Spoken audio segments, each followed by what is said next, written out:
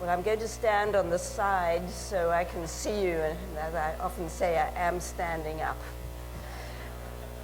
So I don't have diabetes, but I am short. So it's a really honor to follow Dr. Whitehouse, who I met when I was a trainee, as he was a friend of my mentor, Alan Drash. So I can only go back 45 years, not 70 years. But it's going to be interesting to show you that we have made huge advances in diabetes in my lifetime.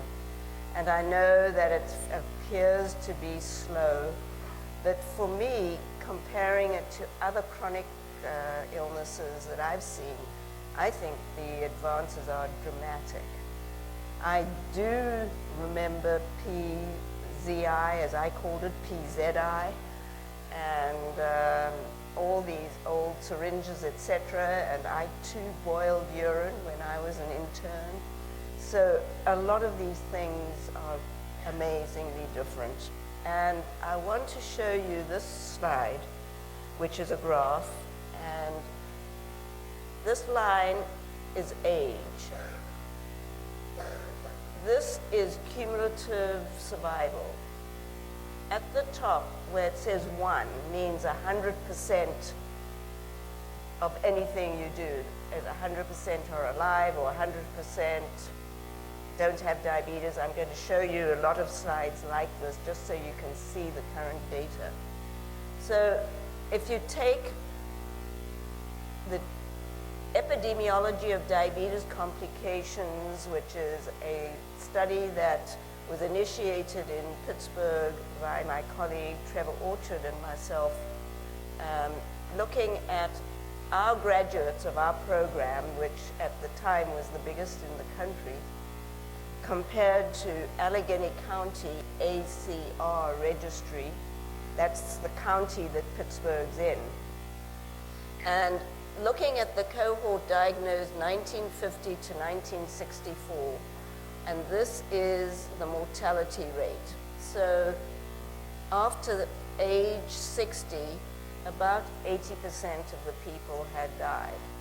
And compare that to people diagnosed between 65 and 80. So this was before the DCCT, before there were blood sugar monitors, etc. But they could be treated with these things afterwards. And look at the mortality rate, with our patients being similar to the Allegheny County. So that by age 60,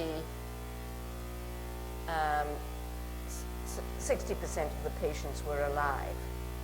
And this was the same as the background population in Allegheny County.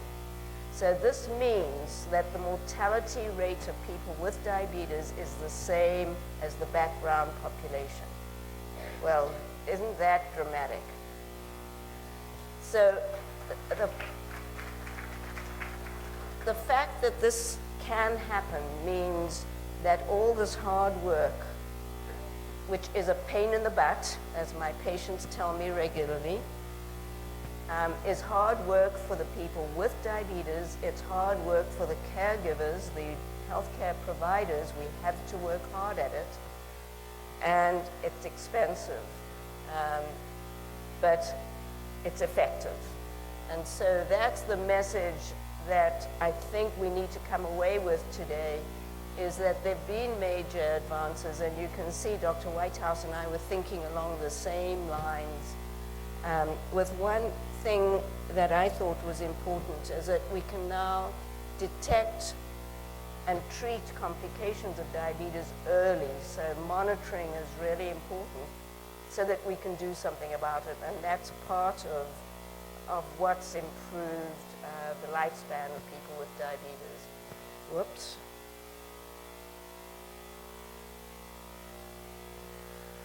So to me, the biggest advance was the DCCT that you just heard about, the Diabetes Control and Complications Trial, and the follow-up of that, which was called EDIC, Epidemiology of Diabetes Complications. That means following these people who were in intensive diabetes therapy over time. Now, what is intensive diabetes therapy? It is not lots of injections a day. That's just intensive insulin therapy.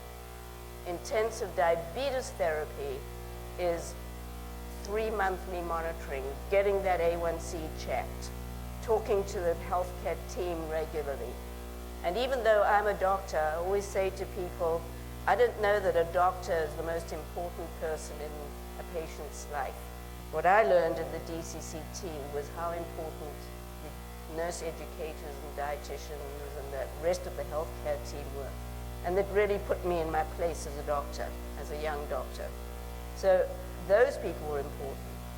But we talked to people weekly. We saw them monthly. Very expensive, not easy to translate. So the people in the DCCT who were in the intensive therapy arm eventually ended up with all their regular doctors, and they didn't get the same intensity, so the A1C hemoglobin went up. Where the people in the control arm were taught intensive therapy and the hemoglobin A1C went down, and they ended up the same. So what's happened to these people starting in 1983 and now 215? So there's just been a huge celebration of the follow-up of the DCCT, and we can now see what's happened to the mortality in the DCCT. So same slide, but this is time since DCCT randomization in years, so 30 years later, and this is the same axis, except it's upside down this time. So nobody was dead in the beginning, and then it goes up. So let's look at this side first. So the intensive therapy is this yellow line, and the conventional is the blue one.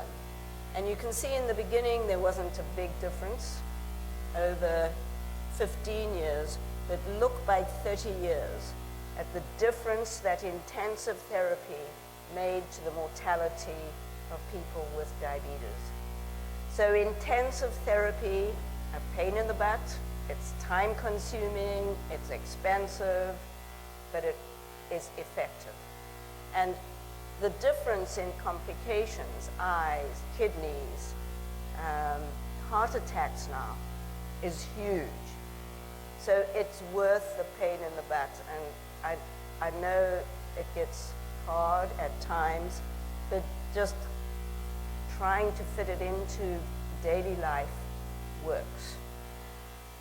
This side shows the women did better than the men. I was surprised when I saw this because in pediatrics, I'm a pediatrician, it's the other way around. The boys do better than the girls. But it may be that this is the natural protection that women have over above men until menopause, and then the women catch up. So women, yes, you do in some ways have an advantage. Make sure that you use that advantage. Well, what about the cure? It was interesting that at the JDRF, the various functions I've been to, in the old days, cure was everything that everybody talked about, and it always worried me because I always said, well, how are we going to cure people without negotiating with the immune system? And first we have to understand that. So yes, you do all these things, and there's a lot of excitement and research in the area, but none of them are going to work without doing something about the immune system. So if you have a pancreas transplant or islet cell transplant, you're swapping immune suppressive drugs for the insulin for a while, as long as the cure lasts. So right now, it's not done everything that everybody wanted it to go. What I'm more excited about is what's known as the Bionic Pancreas. So it's not going to cure diabetes, but it's going to make life so much easier. And that's where the advances have come in most dramatically as far as I'm concerned, because it's the mathematicians, the IT people who are finding ways to program computers to know what to do with the blood sugar when it's high and when it's dropping. The only thing they haven't done yet is how to tell that pump when you're going to eat. And I believe in artificial intelligence, but not that intelligent. So I think we're still going to have to tell the pump, yes, you're going to eat. I also believe that there is no way of negotiating with our current American diet, and we're going to have to do something about that. So what I've said so far, can we prevent complications? And I think the answer is probably yes. What I'd like to do is prevent the diabetes, because I think prevention of diabetes is going to happen before the cure. So how do we do it? Well, first we have to learn. And we've learned a huge amount from epidemiology studies. We've learned that a lot of diabetes is in the genes. But as I'll tell you just now, it's not all in the genes, because genes that you inherit don't change. Well, I was going to say they don't change, but they probably do, because the environment of even the mothers and the fathers' genes probably affect those genes, and then they're a little different when they come out in the baby. And what are making these changes? It's all these things in the environment. And there are a lot of things saying, what is the cause of diabetes? Well, I don't believe there's one kind of diabetes. I don't believe there's one cause of diabetes. I believe there are multiple causes of diabetes, and that's why we haven't found the cause or the cure. And it's going to be all these things in different people in varying amounts. So viral infections had its heyday, it disappeared in the last 2 years, it's coming back. What about nutrition? Is it the formula? Is it breastfeeding? What about the obesity and insulin resistance, even in type 1 diabetes? So in Pittsburgh, 1/3 of our documented type 1 children are obese or overweight at diagnosis. That's not good. So they have what we call a double whammy. So food is important. And now, antibiotics. So the microbiome, has anybody here heard about the microbiome? It's been in our newspapers all the time. What it really is stool. And we now know that people who are going to get diabetes appear to have a different bacteria in their stool compared to others. There are data showing that children who get antibiotics as babies in the first 2 years are more likely to be obese than people who don't get antibiotics, probably affecting this microbiome. So I think we're going to be hearing a lot of that in the future. What is it about underdeveloped countries that seem to decrease the amount of diabetes? Is it all the dirt around? Is it, when I was a child, I was dewormed regularly. I didn't have any worms, but they were all around me. And I thought anybody who did not have a positive TB test had something wrong with them. We all were positive. So that's a huge change. One of the huge changes is the detection of islet cell antibodies.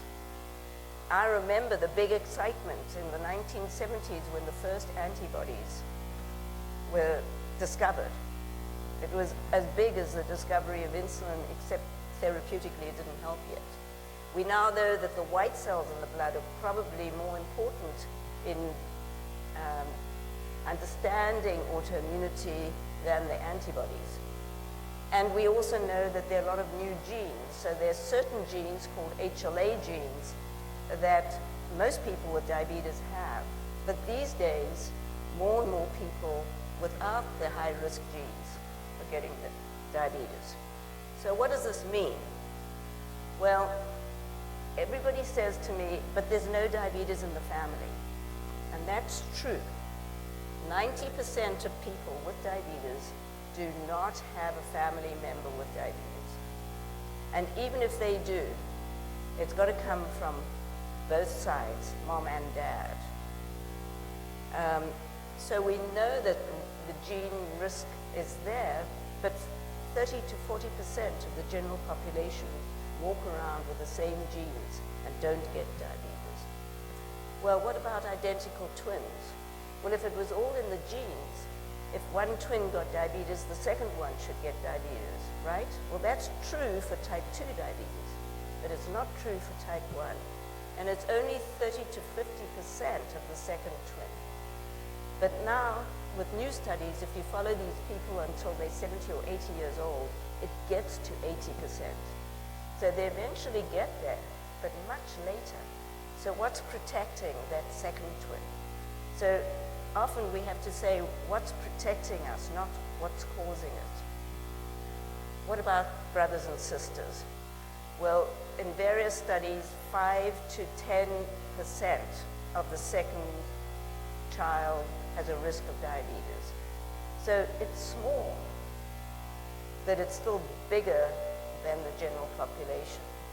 If the second sibling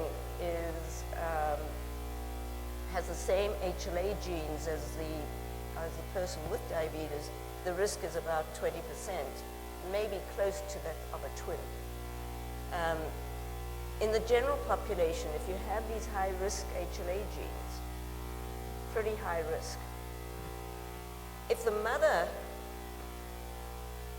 does not yet have diabetes, she has a 3% chance of getting diabetes.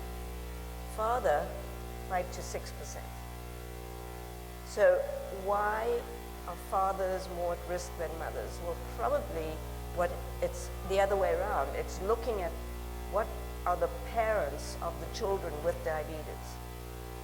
And there seems to be something in a mother diabetes that protects that fetus, which, if the father has diabetes, doesn't protect it.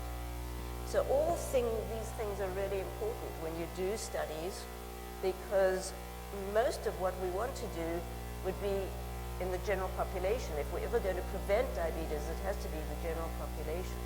But we have to do our studies in the relatives, because that's where you're going to find the answers quicker, because you'll have more cases to study. So this is a slide that George Eisenbach, the late George Eisenbach, put together after many of us had talked. I talked with him a lot before the slide came up. And it talks about the progression of diabetes. And unfortunately, the ADA have used the term pre-diabetes. We've used the term pre-diabetes in type 1 diabetes many years before it came out for type 2 diabetes. But to me, it doesn't matter. Pre-diabetes, whether you call it 1 or 2, doesn't matter. It's what's the prodrome? What happens before that? Because that's when we've got to intervene if we're going to prevent it. So here's time, and I want you to notice that there are no ages here. There are no years, because this time is very variable. And this, again, is this 100% means everything is there, 0 means all gone. So this is beta cell mass, that's the cells that make insulin, the amount of insulin you make. And at conception, you theoretically, in most of the time, have 100% ability to make insulin. Now, there are exceptions to that, and that's certain genes, they're called MODY genes. We're not going to talk about that today. But you have a predisposition already at birth. And then something happens, and it's probably something in the environment, and you get injury to these beta cells in a person with a genetic predisposition, and then gradually lose the ability to make insulin until diabetes happens here. At this stage, you can measure the decreased insulin that people make in response to meals. They don't have insulin yet, but the amount of insulin they make is going down. And at this stage, you already have occasional high blood sugars, higher than normal people without diabetes. People with diabetes are normal too, by the way. And then you get diabetes here, and I want you to note that here, when they get diabetes, this is not zero. There's always the feeling that type 1 diabetes, no insulin is made. People are now living to 70 years of age, 80 years of age, and they still are making insulin. And when they die, autopsies show there's still cells in the pancreas that make insulin. So that's really important because it tells us we're probably going to go back to regeneration or something like that if we could only negotiate with the immune system. So the way these trials are now designed are called primary, secondary, and tertiary. I'm going to talk about tertiary first, the bottom. And that's people who have diabetes, new onset diabetes, and then you try interventions to see if you can preserve that residual insulin secretory capacity. And the first study used immunosuppression and was with cyclosporin. And at the time, I was dead against it. I must admit, I advised everybody, don't do it. This stuff is too dangerous. And I turned out to be right. However, it was probably one of the most important things that my colleagues ever did. And that was it proved there is a huge autoimmune component to type 1 diabetes. It was shown in animals, and then it was shown in people. Unfortunately, there was a lot of toxicity, and the effect, which was dramatic, did not last very long. And it was only effective in people who started the therapy very soon after diagnosis in the first 3 months. If you started it later, it didn't work very well. So now a lot of new studies have been carried out in people with new onset diabetes, not to cure them, but to see if you could retain that residual insulin. And the way you measure that is measuring C-peptide. C-peptide is connecting peptide, and it's part of that insulin molecule when it's being manufactured. And you can measure it in the bloodstream of all of us, whether you have diabetes or not, to see how much insulin that person's body is making. And that's how we now define whether something's effective or not in new onset patients. And I'm not going to go into studies that are being done in new onset people now. We're carrying out some in Pittsburgh. There are some in various centers around the country. I think your nearest is Indianapolis, but all over the country. And if somebody has new onset diabetes, you can come and ask me about it later. I can tell you where to go with it. But those studies gave us the impetus to go to secondary prevention, and that is people who already have some damage to the islet cells, and it's the antibodies that tell us about whether or not there's been some damage. And then there's primary prevention, and that's to intervene in people who have the high genetic risk. So that's always first-degree relatives with the risk genes. And TRIGGER, which is the trial to reduce insulin-dependent diabetes in the genetically at risk. And the only reason I learned to say that is because I was one of the very early people in this. And it compares the use of hydrolyzed, that means formula that's broken down, Nutramigen, compared to regular cow milk formula in newborns who cannot breastfeed. And that trial is ongoing. It's had its 6-year anniversary. Well, no, it's been going 10 years, 15 years. The initial analysis was to look at antibodies to see if they were different in the two groups. And although the pilot trial said yes, there was a big difference, in the study around the world, there's been no difference but the endpoint is diabetes, and we won't know that for another 2 years. So we don't know that study. Gluten was tried and didn't work. So thinking the celiac disease diet would work to prevent diabetes, in this trial, small trial, there was no effect. There's one that I forgot to put on the slide, and it's called Prepoint, which is oral insulin, which hit the news about 2 weeks ago in children. Actually, that's a secondary trial, it's not primary. So those are the only 2 primary trials, and there's only one going on right now, and that's Trigger. There are a lot of secondary ones, and that's trials in people who already have islet cell damage, because as I'll show you in a minute, they have high risk. So TrialNet, which is a network of a lot of centers around the world working together to try to prevent diabetes. TrialNet has 3 current prevention trials. TrialNet did try parenteral insulin, which means insulin injections in people at risk. It didn't work. Intranasal insulin has been tried, not by TrialNet, but I've got it here in red because it's one trial in Finland did not work.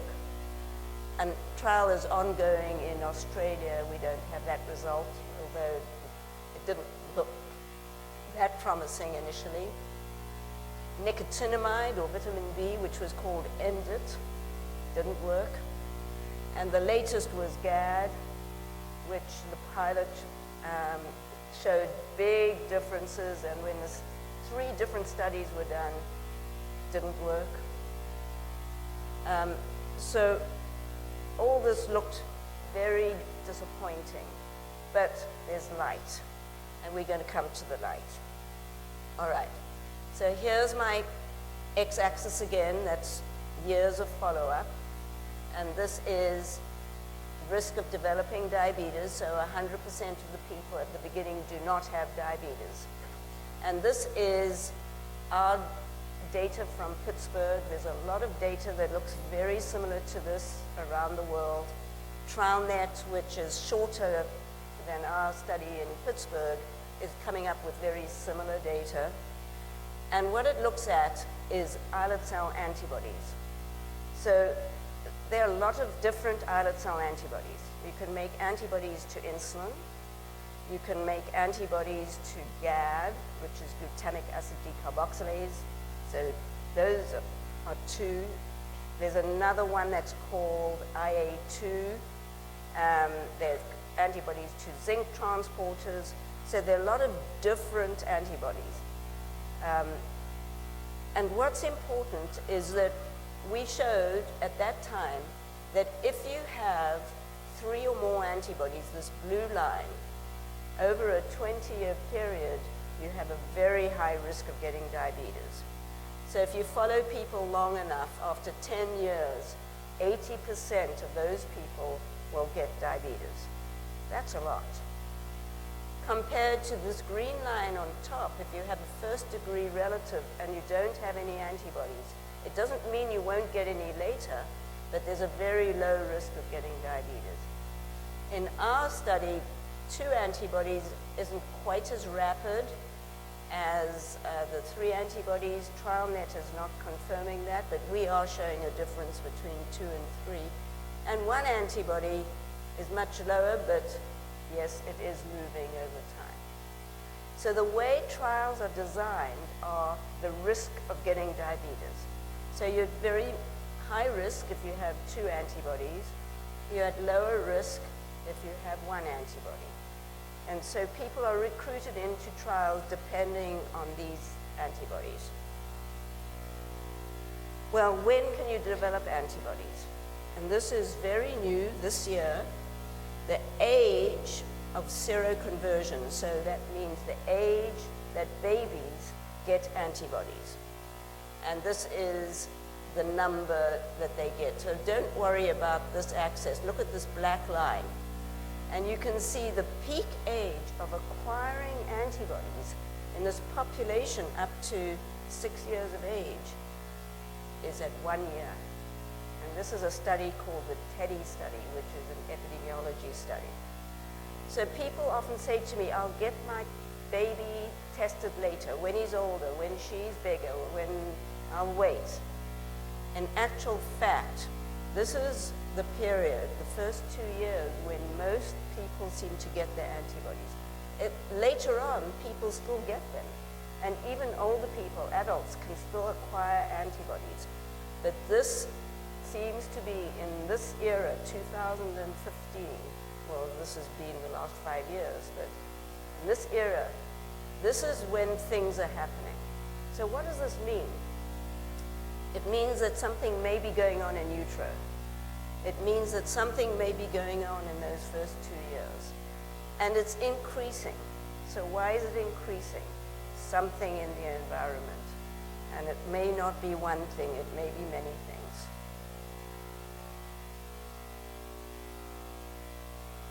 What happened? Not letting me go backwards. All right, so I'll only go forwards. Okay, so TrialNet. No? Can we go back? Yeah, I need that one. Next one. Next one. Yeah. All right. So what else is a risk? So the other thing that's a risk, I think we've lost our slide again. I didn't press it, it wasn't me.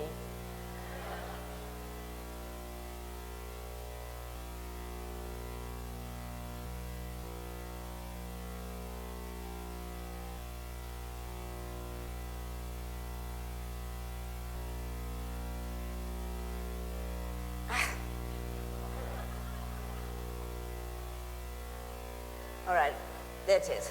Thank you. Okay. In addition, if you have 2 antibodies, and if you have high blood sugars, and that's not diabetic range, but occasional 180, occasional 200, and these were actual tests on a glucose tolerance test. Impaired glucose tolerance test, or intermediate. In Pittsburgh, we call this non-normal. Compared to people with normal glucose tolerance, who over 5 years have about a 50% chance of getting diabetes if you have 2 antibodies. If you have some high blood sugars, the risk is much, much higher, so almost 100% by 5 years of follow-up.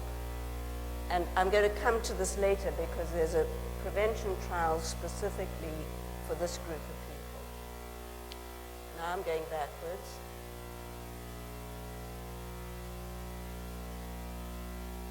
And now it's doing nothing. Okay. So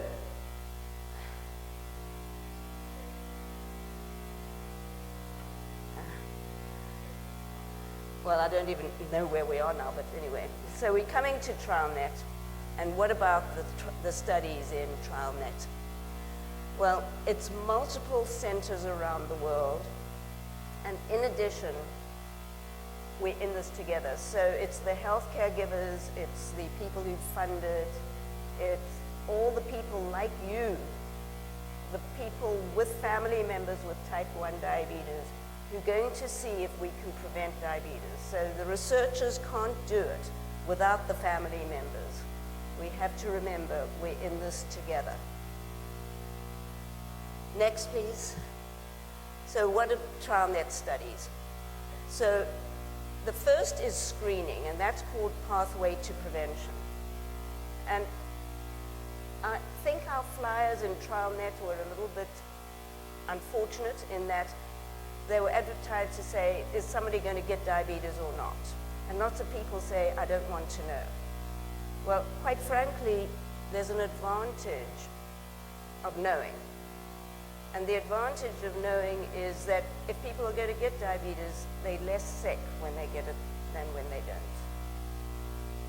However, the most important is the ability to be enrolled in a prevention trial.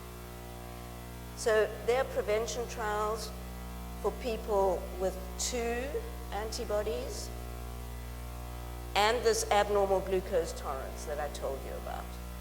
And I've got this in a lighter gray, which is 1 antibody. And this trial was designed and ready to go. And this is a big word. And the reason I'm saying it, because really it's worm eggs. And it's the kind of worm eggs that pigs get. And the reason that they're important, they're whipworms, is that they don't hatch in humans. But the idea is that they could colonize the stool and maybe prevent diabetes like in Africa. And it was used in studies like Crohn's disease, and they had some success, and then they had some failures, and the company went under.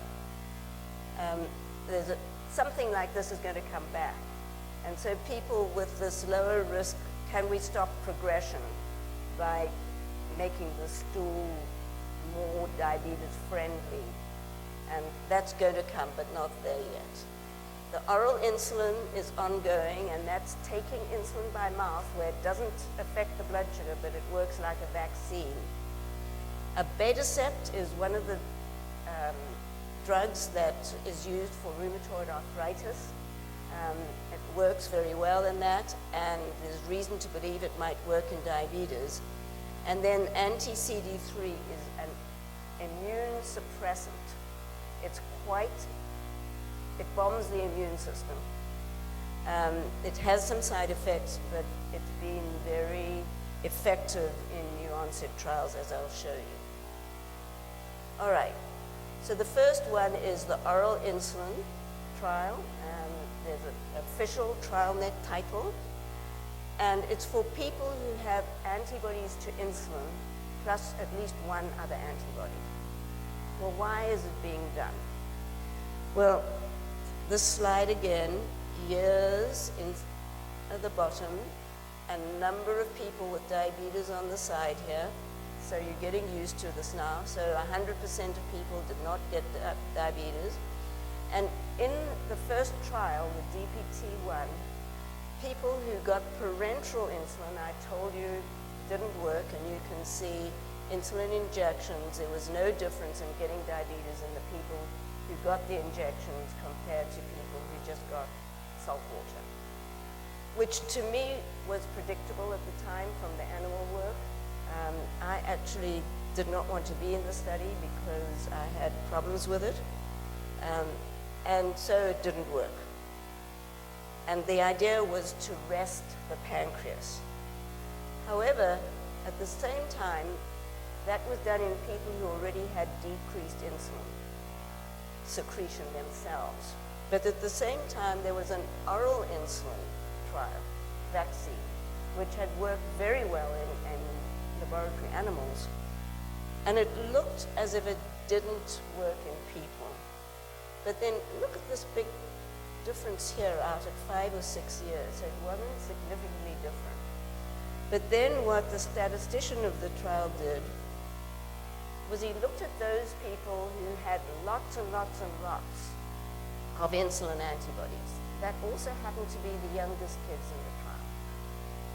And here you can see a big difference between the treated people and the people who were controls. They got placebo. And so when you calculated it out, it looked as if the oral insulin had a 10-year delay in the development of diabetes in some people that may have prevented it completely.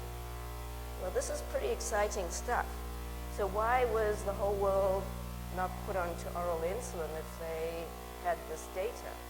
Well, the reason is that this was a subset of the original, and the numbers were relatively small compared to what you need for a big trial, and so it had to be done properly. And that's what we're doing now. So we're now recruiting people for this, children over the age of 3, and up to the age of 45 if you're a first degree relative, 25 if you're a second degree relative, and it's well on its way. It's going to be fully recruited soon. So if you are interested in oral insulin, this is going on. All right, what about this abatacept? It's people who have 2 antibodies, but one of them is not the insulin antibody. Why are we doing this? Well, it was done in new onset patients, and the study drug was given for a year, and this time, instead of being survival or people without diabetes, this is the amount of C-peptide, in other words, the amount of insulin the people were making. So you can see at diagnosis, there's a fair amount of insulin. And over time, the people who got the drug had a much more insulin than the people who got the placebo. And when this was taken out over 3 years, that difference was retained. And because of this, the only really dramatic effect we've seen in new onset patients without severe side effects, in fact, we didn't see any side effects, it was decided to put it into a prevention trial. So that's ongoing. The difference in the new onset for loss of C-peptide was projected to be about 9.5 months, almost a year, before the C-peptide went down. And that's after stopping the drug. So it just does seem to be working. All right, the anti-CD3, which is called teplizumab, why are we doing that? Well, as I said to you, it's in this group of people who have 2 or more antibodies who already have some abnormal blood sugars. They don't have diabetes, but they have abnormal blood sugars. So they're very, very high risk. They almost have diabetes. And it was done because of this and a couple of other trials in new onset patients with the people who had the drug anti-CD3 kept a lot of their own insulin compared to the control group. And this is the biggest difference that anybody's seen so far. Now, this study is a pain in the butt. It means 2 weeks in a clinical research center or an ICU. People often get sick from it. It's like having severe flu. It can be, obviously the symptoms can be handled, otherwise we wouldn't be allowed to do it. And so people are being recruited for that trial right now. Unfortunately, because of the time, it's been hard to recruit people for it, but it's happening.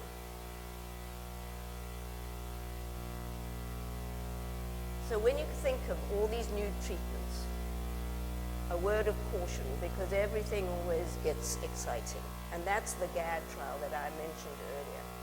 So all of us got really excited when the GAD trial first started. So this is amount of insulin. So this is baseline now, so forget this. This is the months of the study. And the people who received GAD as a vaccine retained a whole lot more of their own C-peptide than the placebo. And these lines look really dramatic. However, look at the small numbers.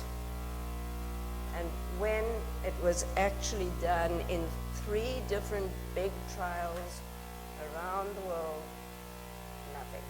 And this is in new onset.